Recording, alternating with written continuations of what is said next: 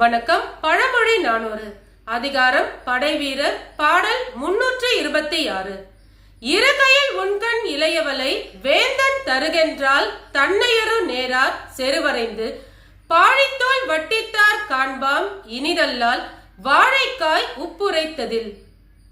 விளக்கம்: 2 கயல் மீன்களை போன்ற மை தீட்டப்பட்ட கண்களையும் இளமை பருவம் உடையவளான இவளை எனக்கு மனமுடித்து தருக என்று வேந்தன் ஒருவன் தூதுவிட்டால் அவள் தந்தையும் தமையன்மார்களும் அதற்கு உடன்படாதவராய் போர் பறையை அறிவித்து வலிமை மிக்க தம் தோள்களை தட்டி ஆர்ப்பரித்து போர்க்களத்தில் நம் வெற்றியை காண்போம் என்றனர். எக்காலத்திலும் வாழைக்காய் இனிதாய் இருக்குமே தவிர உவர்ப்பு தன்மையோடு இருப்பதில்லை.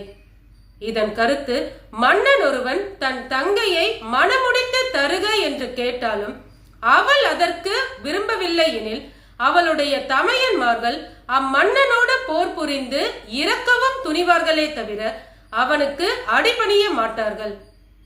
நன்றி.